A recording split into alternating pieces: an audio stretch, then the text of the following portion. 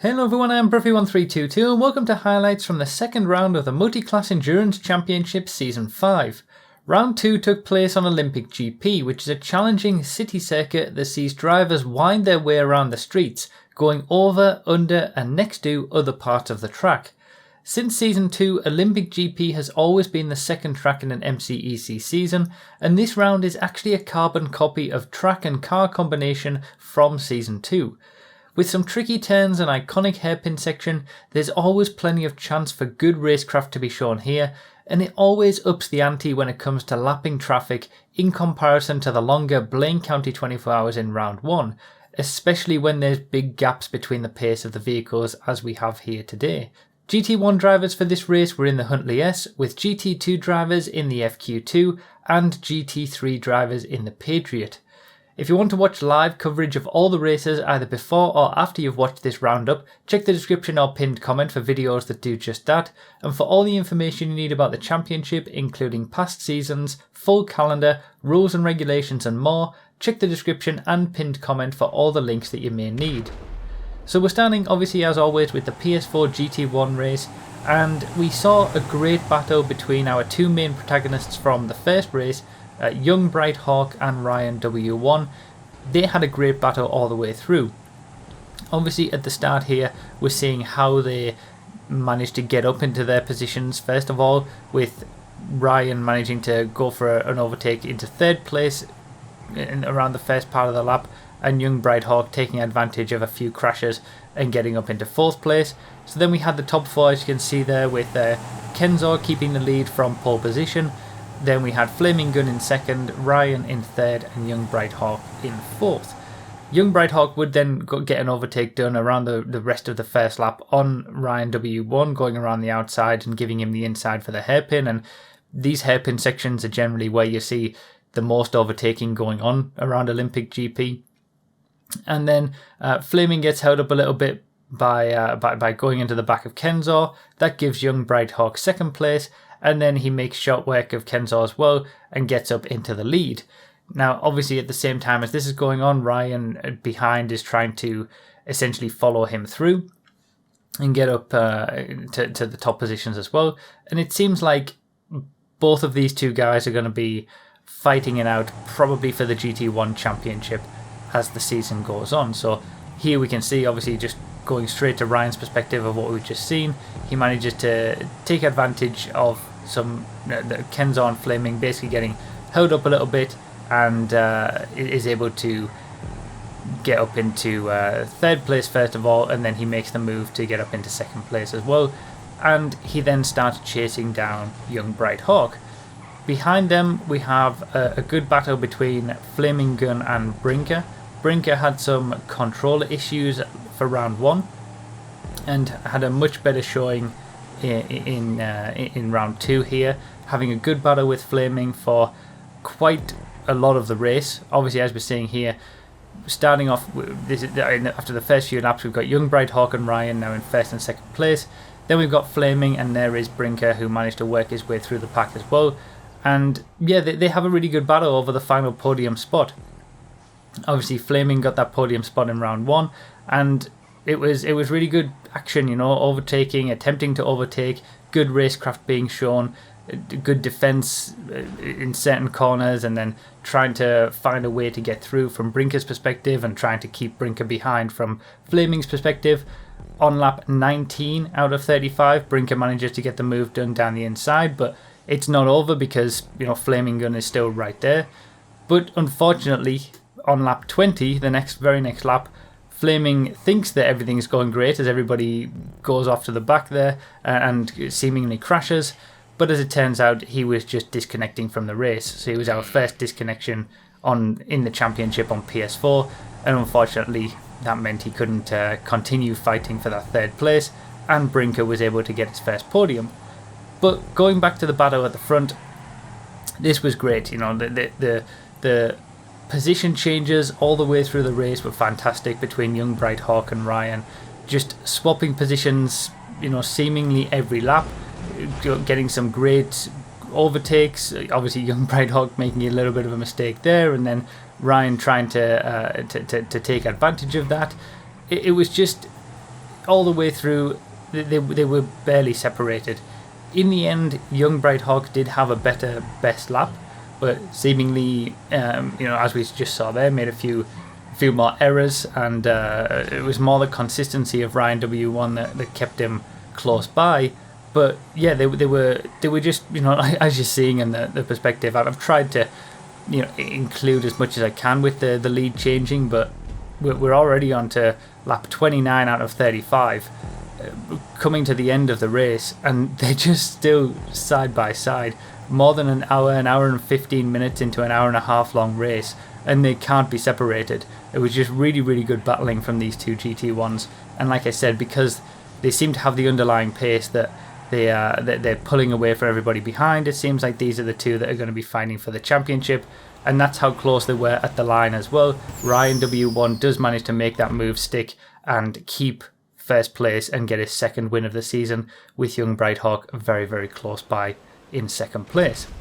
So onto the GT2 race, I started in pole position for, obviously the Ron Racing team were starting in pole position across the platforms for this round, and basically I was doing my best to defend. You're not seeing my perspective of the start because it's useless. You can see me from GT Driver's perspective in the top left there, and I defended pretty well initially, and I think that was important for my race in general, to be able to keep people behind me for as long as possible. Even in specific moments like that, it looks like Brady's coming up on my inside, GT Driver is still pressuring me, and as you can see from the other perspectives as well, things are happening behind all the time, and it's certainly on a tight city circuit like this, if you're starting in pole position and you can keep that pole position whilst everybody's slowing each other down further back, that can give you quite a big gap on even fourth and fifth places that you might end up fighting later on in the race if people are quicker than you. So it is an advantage to start on pole if you can keep it around the first couple of corners, which I managed to do. I got a little bit wide there, but then GT Driver comes in too hot and hits me, so now I've got a bad run onto the highway, and it looks like Brady is going to overtake me, but I managed to hold onto it down the back straight as GT Driver's getting swallowed up by Sherritt, and it's quite an interesting back straight on the very first lap, this one, with cars pretty much everywhere. But yeah, I was pretty happy with how I defended in the first few laps of this race. Managed to keep the lead for a good number of laps, and I think that really helped my race overall. So whilst this is all happening, we're coming on to the second lap now. I've managed to pull a little bit of a gap. It might be in the third lap, actually. No, I think it was the second. And Sherritt starts to have a little bit of a nightmare. Obviously, GT Driver goes for a move up the inside. Sherritt really should have backed out of that one because he'd lost the position at that point. And he then ends up having an absolute nightmare around these next couple of corners. It's kind of crazy.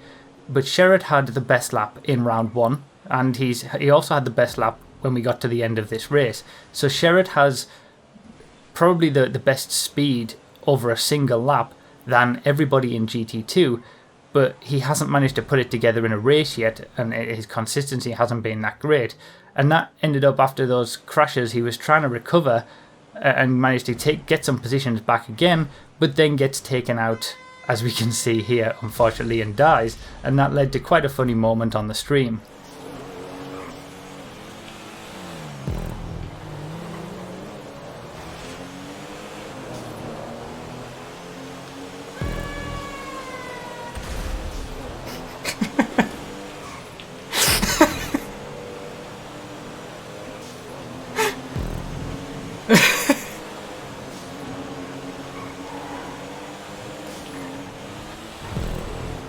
So obviously I'm in the lead of the race trying to fight off Brady, who, as we're going to see here, eventually manages to get a better run out of that corner and overtake me around the outside.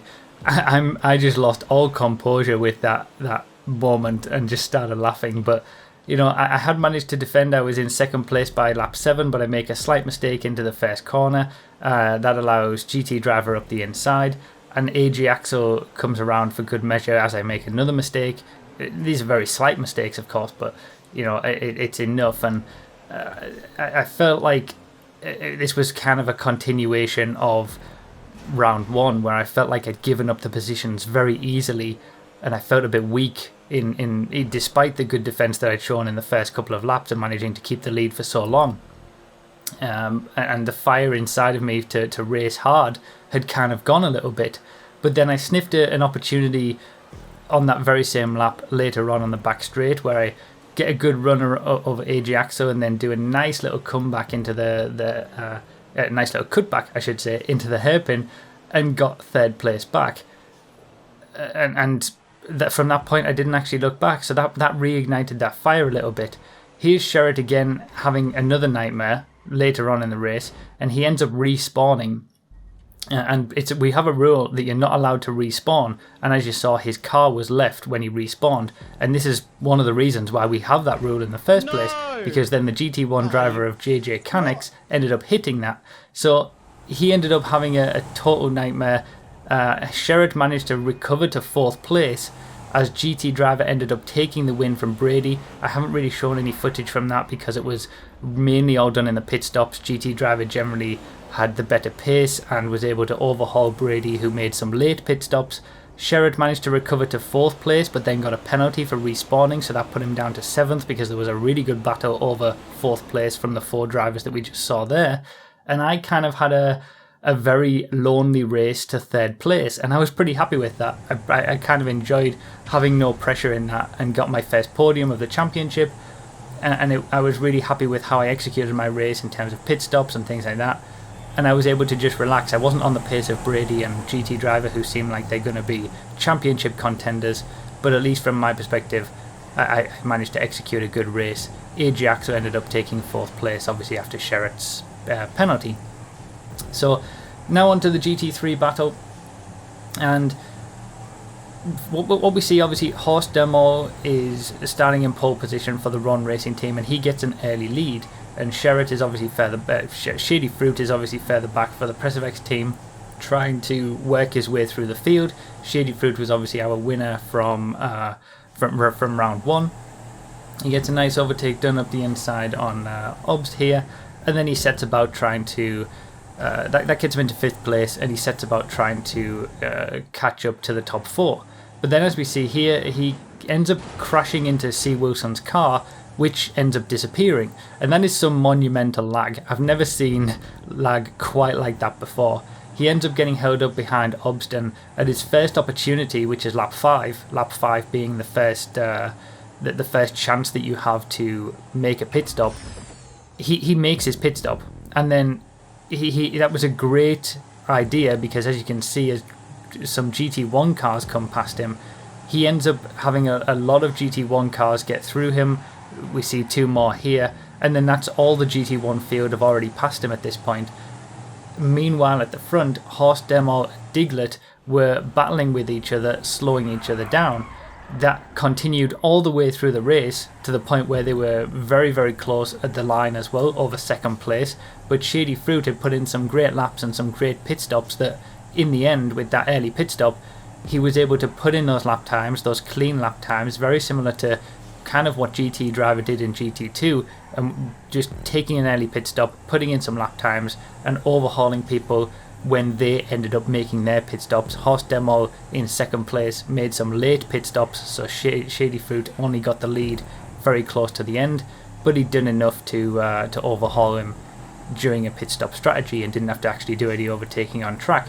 So the way that it looks this time is that our 3 winners from round 2 are actually our same 3 winners from round 1, but it certainly wasn't that easy for each of them. They've obviously got 30 points on the board, but it belies how close it was, certainly in round 2, towards the line, and some of the work that people had to put into to get the wins. So it certainly looks like we're starting to see a championship form in each of the GTs. You know, the people who are probably going to go on to battle for a championship are already showing themselves. And then the rest of us are just going to end up enjoying it and trying to fight for some decent positions. In the team's championship, it has come a lot closer together this round. Preservex obviously in the lead on 60 points, but there's 41, 42, 43 points in the mid-pack. It's going to be an interesting teams championship, I think, but it's still early stages. So now we're on to the Xbox One GT1 race. Obviously we see there on the inside, King Blaze gets a great start. He's able to get up into first place quite early. Obviously Blaze was our GT1 champion in Season 4 and the winner of the race in Round 1. He gets it up into the lead early there, as you see, and basically just drives away and doesn't look back. So another good win for Blaze at the head of GT1 on Xbox One. And then we're kind of seeing fighting behind with R2X DJ, Edible Hornet, Specky Legend, all the people who were also having a good fight in Round 1. We're fighting over what would eventually be the final podium spot, because all that design, as you can see here from R2X DJ's perspective, manages to get up into second place and drive away in second place as well. So there was basically the top two of Blaze and all that design got those top two positions that as they did in Round 1.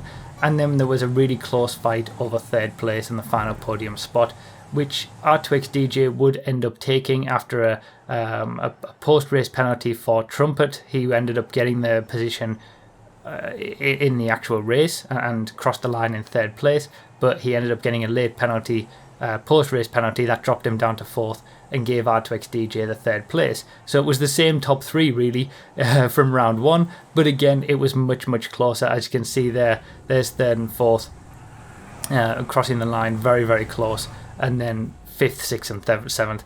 It was a very close battle of the final podium spot in GT1, that's for sure.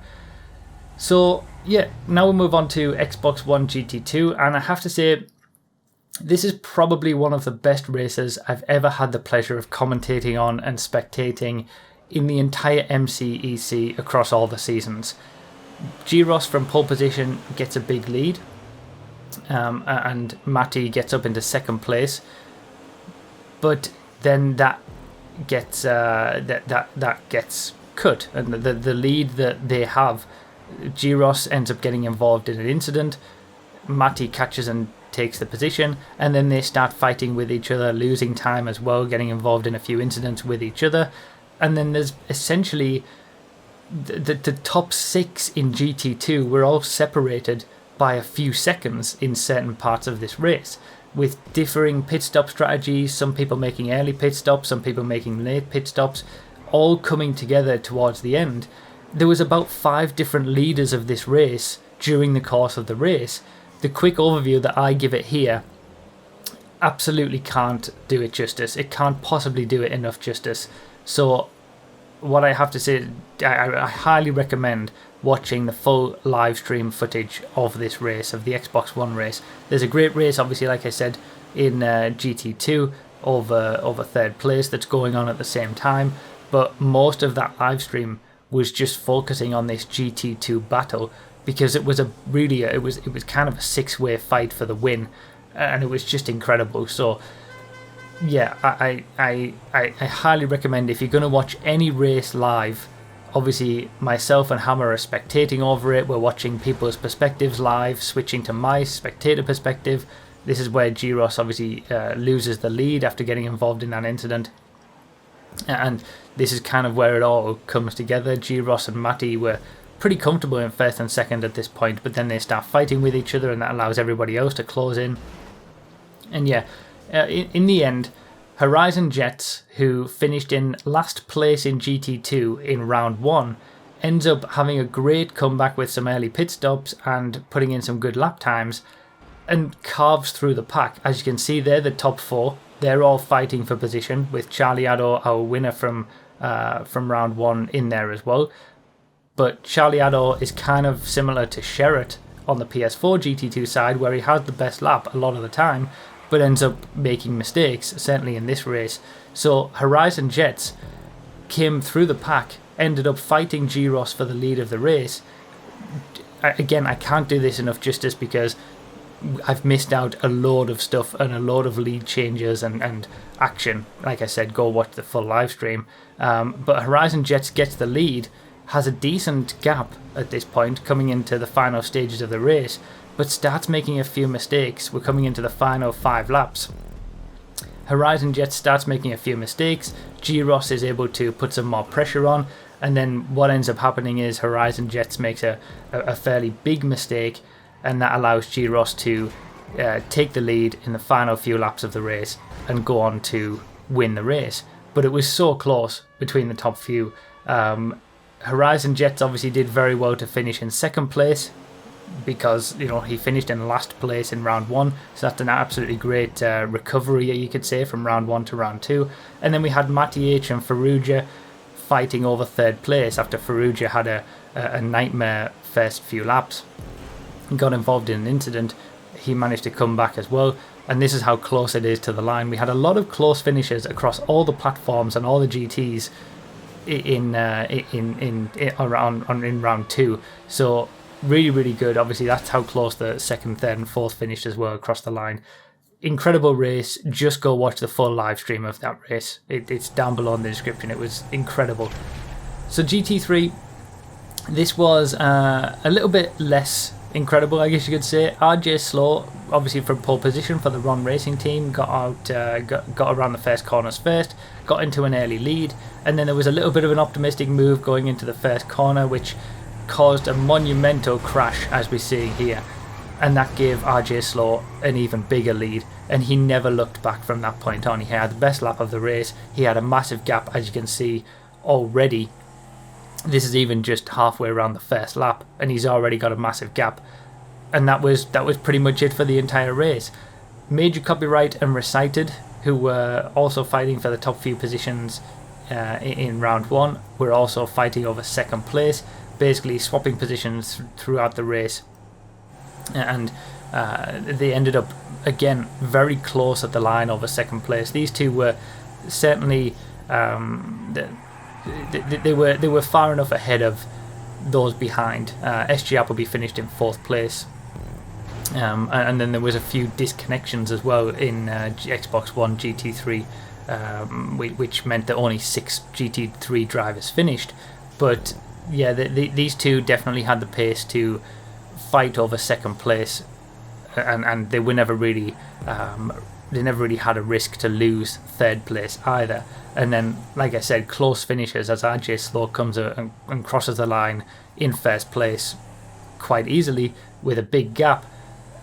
Recited and Major Copyright were very close at the line themselves over second place, and this is after an hour and a half of racing. So yeah, Recited ended up taking that second place, with Major Copyright our winner from round 1 in third place. So again, the same top 3, just in a different position.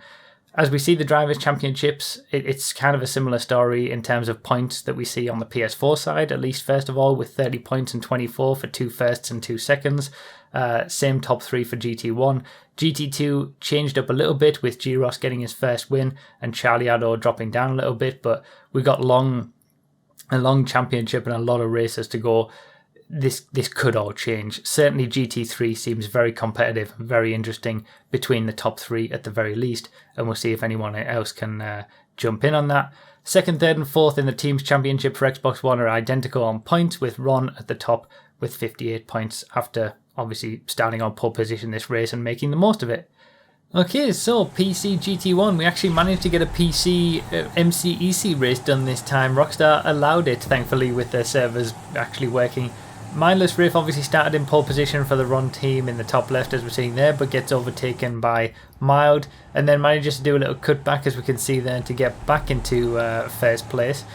And then just behind all of that, there's kind of a little bit of argy-bargy and a bit of a nightmare. So Mild is in second place in the bottom right, as you can see there, and is going for an overtake on Mindless Riff, as Mindless Riff is defending.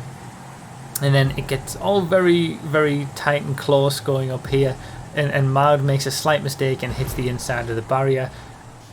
The worst affected by that was actually Eskers, who we'll see later on. He is a reserve driver for this round and also did a few rounds in Season 4.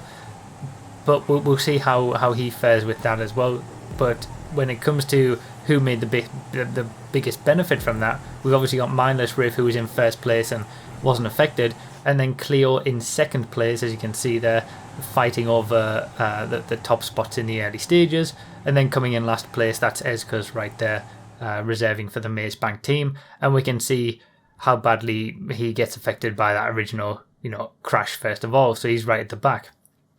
Now, at the front of the field, by the way, don't ask about the black checkpoint. It's so weird, and he said it's an OBS recording thing. I don't understand it either, but there you go. It can't be helpful because you can't see past the checkpoint unless it's fine for him and it's just his recording software, which seems to be the case. But yeah, Ezko's obviously had a bad start. At the front of the pack, we've got Mindless Riff and Cleo, who we saw in first and second places, having a very close battle in the early stages. Not really changing positions much, just being very, very close together. And then Ezko's is trying to make his way back through the pack, which he does quite well. He actually manages to get some nice overtakes done, as we're seeing here, and is able to pull himself back into third place. And then he starts chasing down the top two, who have managed to pull out a little bit of a gap at this point, and they're pulling away together. They're very close, but they are quicker than everything that's behind. So Ezko's does manage to do that. He has some very, very good pace, so he gets up into third place in the end and is able to gradually reel them in. And then they have basically a three-way battle over the lead of the race. So it becomes very, very close at the top of GT1. And it was a really interesting race to watch again from the spectator perspective, because this is all going on, live. So as we can see there, you've got Mindless Riff and Cleo very close. Ezko's is now in third place, going along trying to chase them down, which he ends up doing. It takes him about 9 laps to do so. He manages to catch up to Cleo in second place, gets a decent overtake around the outside here that gives him the position for the inside of the next corner.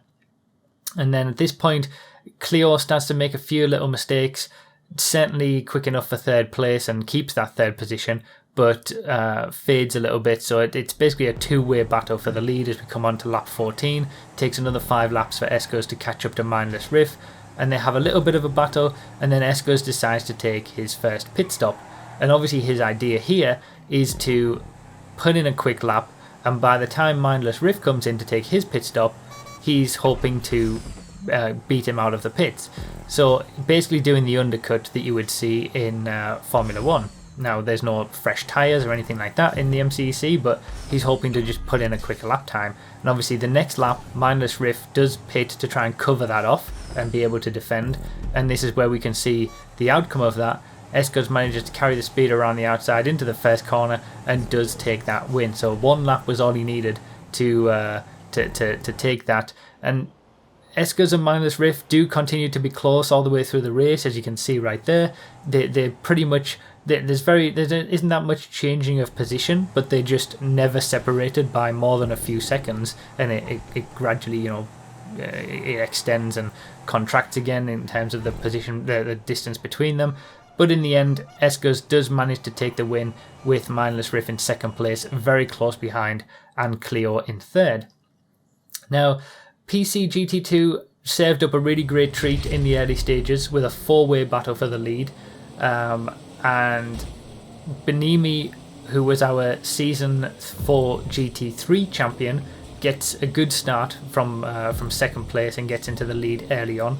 And then we have an interesting battle with Season 2 GT2 champion Ordan, who is basically, he gets him into second place and then is trying to overtake Benimi for the lead, but Benimi has some really good defense, manages to keep the position for quite a while, but then ends up giving up that position in the end.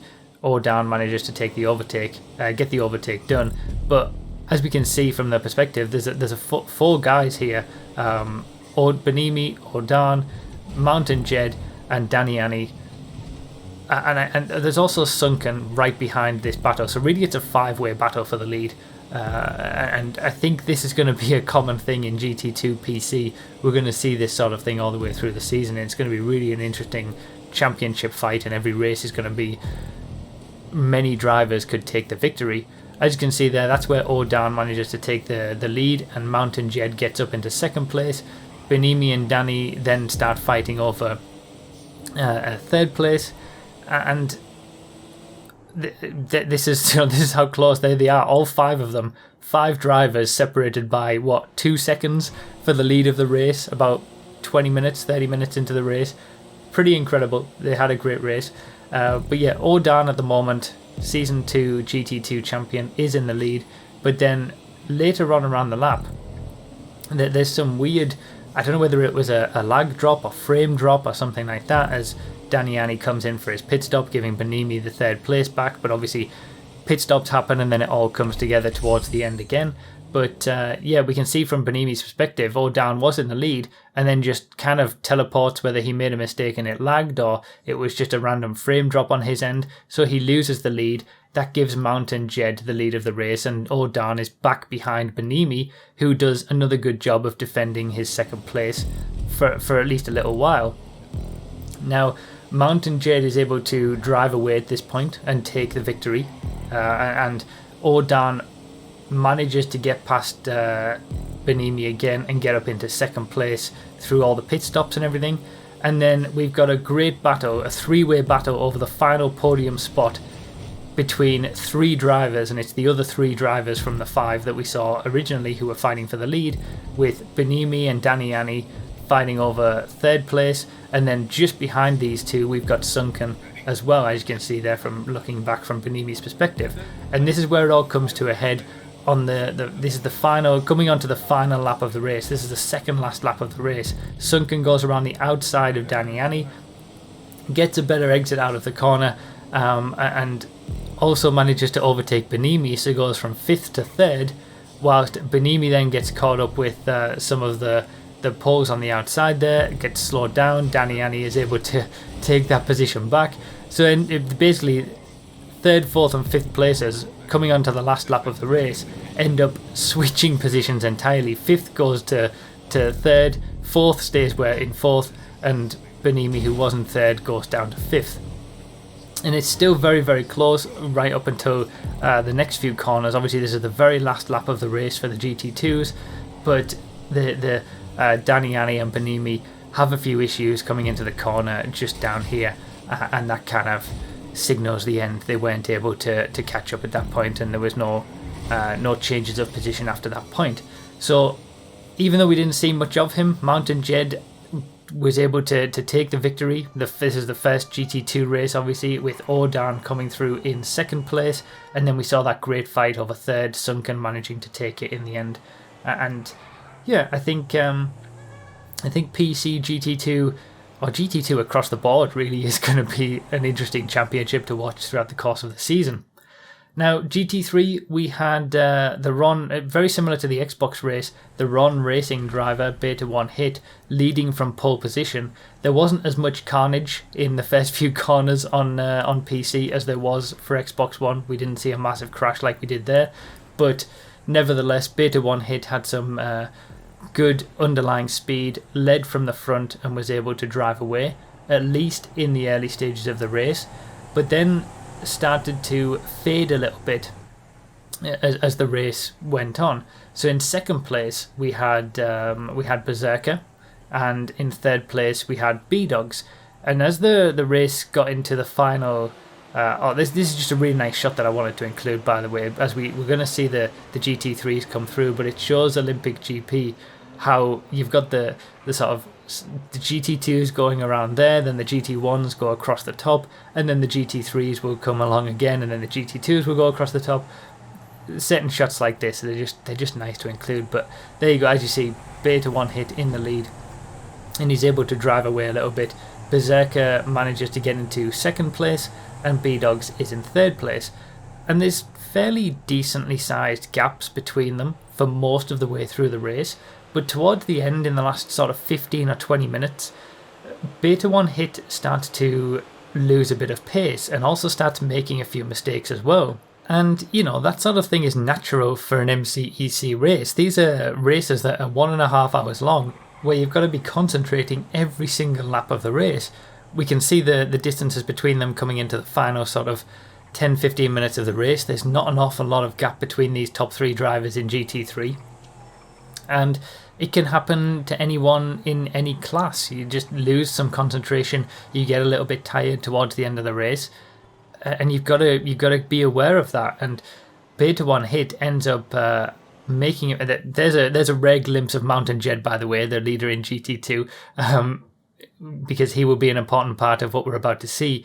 But Beta One Hit makes a little bit of a mistake, running a little bit too wide in this corner, and ends up losing the lead that he's had from the very first lap to Berserker. He tries to defend, but Berserker has the overspeed and gets that position. And we're only 2 or 3 laps from the end of the race. So Beta One Hit's obviously not going to give it up. We're trying to. He's going to try and get back that position. We see Mountain Jed come along to lap the GT3s another time. Obviously GT2 leader and winner of the race. And Beta One Hit makes a great opportunistic move. And this is the sort of thing that you can do in multi-class racing, taking advantage of traffic and GT2s coming through, making an opportunistic move as the GT2 car goes up the inside to overtake Berserker. Beta One Hit tries to follow him through and does successfully, and then regains that concentration and focus and is able to drive away a little bit before the end of the race. So Beta One Hit, after a little bit of a scare, does end up taking the win, with Berserker in second place and B-Dogs getting the final spot on the podium. So again, more great racing on all the platforms in all the GTs.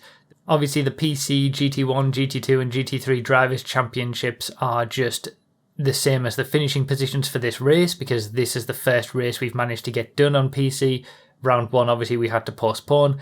And then when it comes to the Teams Championship, Ron again took advantage of the pole position that they had for this race, and they're sitting at the top of the championship, but again, it's very, very close all the way through.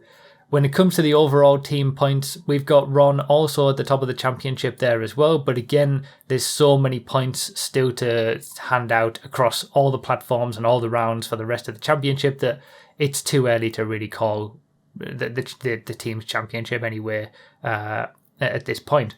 So that's it for round 2 of the Multi-Class Endurance Championship Season 5.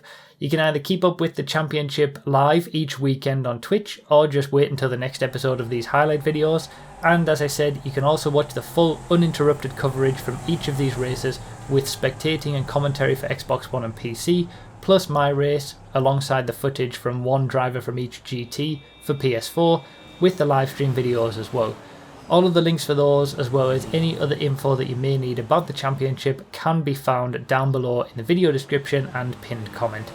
Thank you all so much for watching, I really do appreciate it, and I'll see you next time.